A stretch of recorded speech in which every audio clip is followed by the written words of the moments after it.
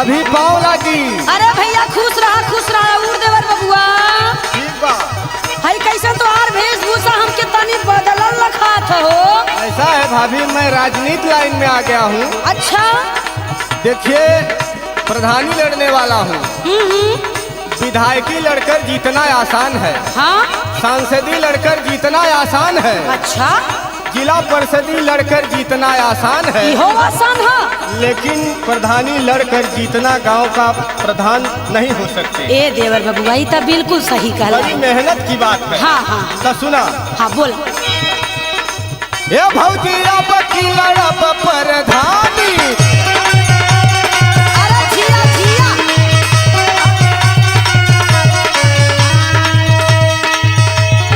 करबा विकास बदल गांव के कहानी। करबा विकास बदल गांव के कहानी। ये भौजी अब की लड़ब प्रधानी।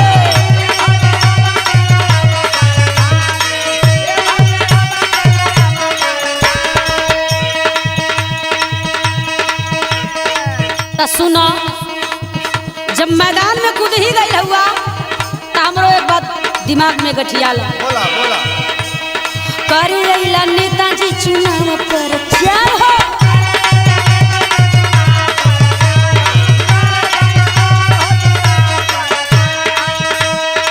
प्रधानी लड़ाई के बनावला विचार हो। प्रधानी लड़ाई के बनावला विचार हो। ए देवर बबुआ बोला बोला। करे अइला नेताजी चुनाव पर चार हो। क्या बात है, जिया हो बबुआ।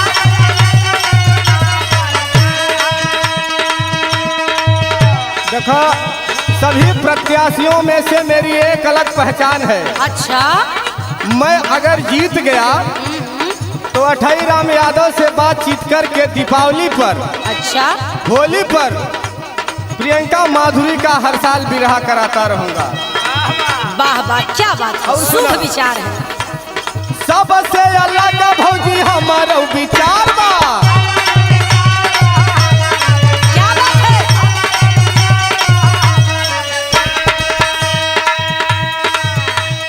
करबा विकास पक्का वादा ई हमार बा।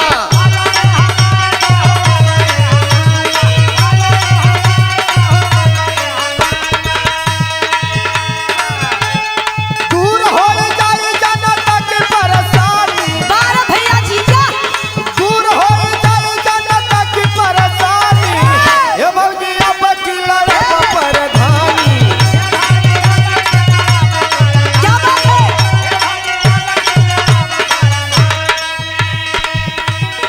तो सुना, अब एकदम मार्मिक बात और अनमोल बात तोहरे बदे। जो आप बताएंगे उसी रास्ते पर हम चलेंगे। क्योंकि जिस लाइन में आप कूद चुके हैं इसी लाइन वाले जब चुनाव आ जाता है प्रधानी का तो जेकर गोड़ कभो ना छोले रही है गुरुजी एक कभी जी, जेकर पैर कबहू ना धैले रही है उ जाके पूरा लेट के प्रणाम करी है।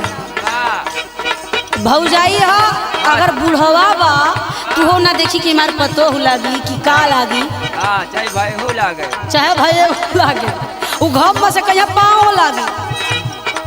लेकिन तू ऐसा मत करिहा, ई सब के नहीं मौत निकलिहा। यही बदे हम कहा था निका आवेला चुनाव का करेला सब वादा।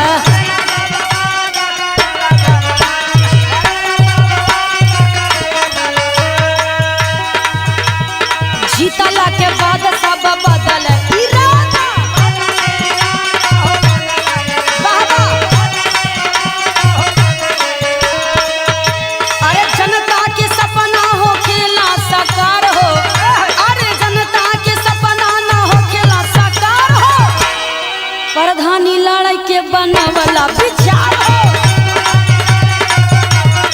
वाह वाह। लेकिन मैं योग्य कर्मठ संघर्षशील प्रत्याशी हूँ।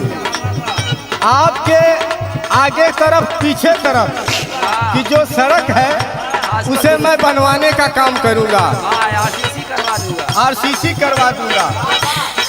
भारतीय बस्ती से लेकर के ब्राह्मण बस्ती से लेकर के जितनी समस्याएं हैं हाँ, हाँ। सब मैं हल कर दूंगा। अच्छा अच्छा बहुत अच्छा विचार है बबुआ तोहार।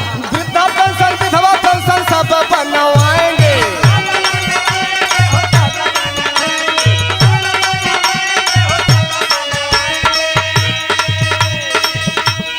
राशन कार्ड दुरुस्त करवाएंगे। अरे बारे भैया क्या बात है।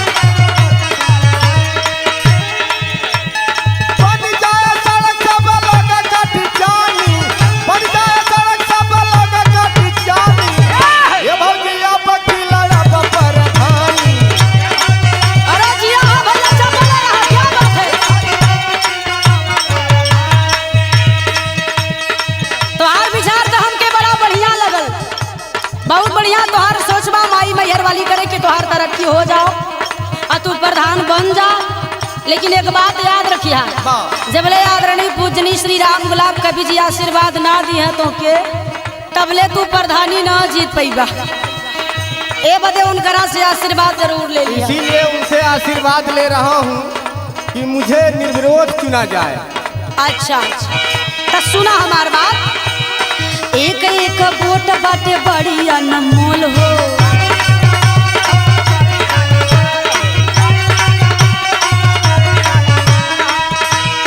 वोट दे हवा अपन यो का तोहर तौल हो।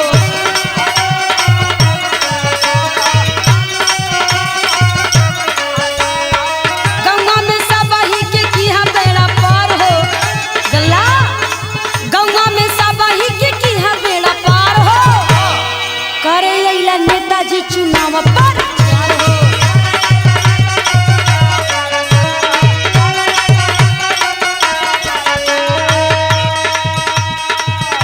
देखिए मैं चुनाव प्रचार में निकला हूँ, अठाई राम से आशीर्वाद लेते हुए, बिहार से आशीर्वाद लेते हुए, अपने गांव के डॉक्टर संजय से आशीर्वाद लेते हुए सभी बस्तियों में मुझे जाना है। अच्छा अच्छा लेकिन मैं जनता से कभी भेदभाव नहीं करूंगा जीतने के बाद। देखा बाबू ये तो सब ही कहेला पहले। लेकिन मेरी एक अलग पहचान है। अच्छा अच्छा जनता से कबहू न कर भेदभाव हो।